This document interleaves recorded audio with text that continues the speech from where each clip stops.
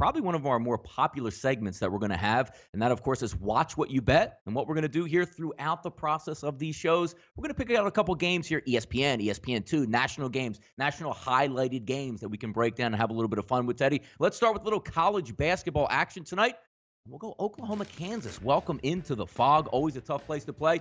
In particular, Teddy, the Oklahoma Sooners. 17 straight losses to those Kansas Jayhawks at the Fog. But coming into this game, keys to the game, we're going to break down a couple things, Teddy. My key to the game is always an interesting one when you're coming out of the break, when you're coming out of the holidays. You know, who's playing hot, who's not, who's at home, are the kids back to college yet, and what's the atmosphere going to be like? Let's not forget the last time we saw Oklahoma, Teddy, was a really nice win in Chicago versus Northwestern in overtime. The problem with that, Teddy, that was December 21st. So home for the holidays, for Christmas, for the New Year's. I know they were practicing and back on campus, but not in the flow of everyday life. Probably, obviously not having classes, but also more importantly, not playing in game situations. When you're looking at Kansas, who is off 4 days of rest, but also played at home, so not much of a travel impact in this one. We're taking a look at right now, lines, depending where you're shopping at, 8 to 8.5 out here. So a heavy favorite for those Kansas Jayhawks. But that's an interesting little tidbit there. One team coming off a massive layoff, the other team not. How might that play into this game, Teddy? Well, here's my tidbit for this ball game. Oklahoma last year was an absolute point spread disaster area. They had Trae Young. They got off to a really hot start. And after their hot start, for the remainder of the year, if you bet against Oklahoma every single game, you probably bought a new car at the end of the season, cash, because that's how bad the Sooners were. And nightmare ATS. I'm a big Lon Kruger fan. I watched what he did to the UNLV program here in Las Vegas. Saw what he did with the Atlanta Hawks. The guy's been around all over the place and had success throughout his collegiate coaching career. So it's an Oklahoma team that came into the season, we lost Trae Young, and you stunk last year, and the markets are way down on Oklahoma. And what's happened?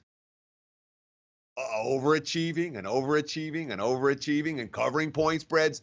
Markets are behind the Sooners, flat out. Kruger's a bet-on coach, and the markets have not caught up with where Oklahoma has been from day one this season. I understand the layoff issue. I understand it completely. I also understand that Kansas visually hasn't blown me away this year, and Oklahoma right now is a clear undervalued commodity. You can see it in their point spread results, cover after cover after cover. The markets don't have them priced correctly. And what's happening today? The 8s are getting bet up to 8.5. Dog or pass for this better. I'm not laying with Kansas tonight. I would agree with it. I think look, you have to end the streak sooner or later. 17 straight games. Not one of the more dominant teams that you're going to see from Kansas at this point. So 8.5, depending where it closes at. I'm in agreement with you there. I would take the points here. Game 2, Teddy, Texas Tech, West Virginia. And you say, wait a second.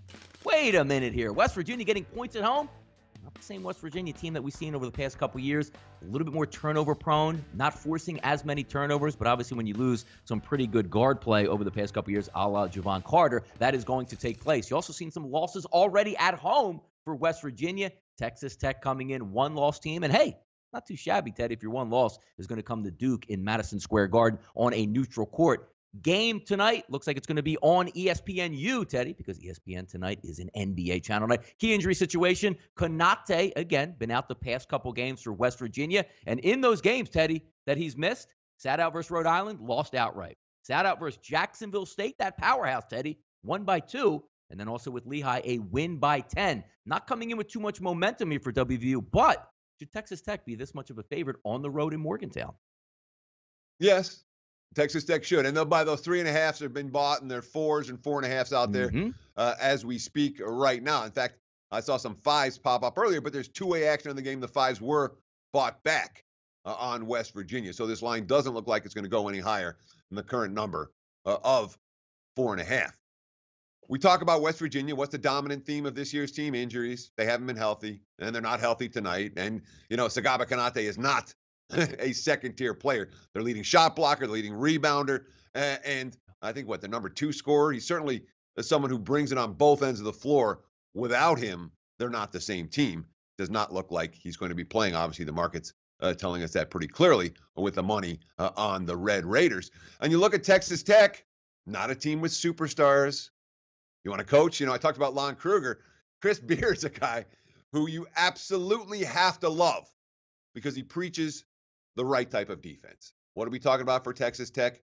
Number 1 in the country in field goal percentage defense. 32%. 32% shooting average from their opponents.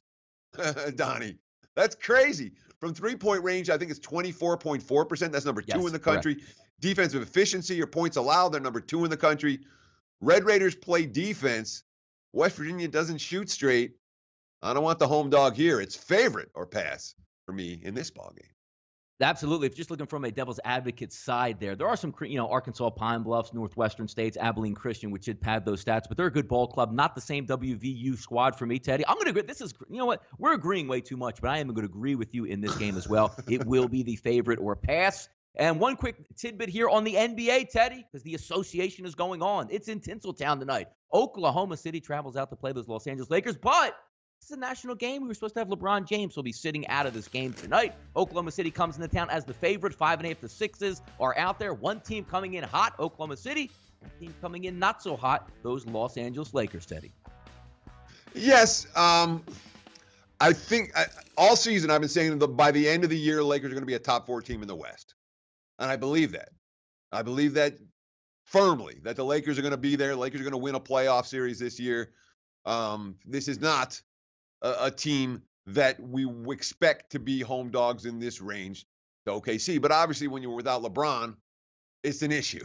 And LeBron, who does, whether it's a ball handling, whether it's the key shot, whether it's just directing we know it's a veteran team in terms of the guys they brought in the offseason, but most of those guys are hurt right now. It's a very young squad for LA. All that being said, the markets have really adjusted for LeBron's absence. And the Thunder playing tremendous defense. Boy, you watch if you watch an OKC game, you'll see it. Watch the highlights of them defensively, and it'll blow you away. The type of, with Steven Adams moving in the low post and what George is doing on the perimeter. It's very, very difficult for teams without their best weapon to score points during crunch time against OKC. I lean under here before I do anything with the side. I know the Lakers want to push. I know the Thunder want to push, but I'm not convinced we're going to have the offensive efficiency in this game and that we normally would for either squad. Lean under. This is one that I'm probably going to get to the betting window with. Yeah, bouncing around there, Teddy, too. 230 as the total in that game was bet down. Before we actually came on the show at about 228, 227.5, now creeping back up. So we'll see where that betting market ends up by the time game time is here.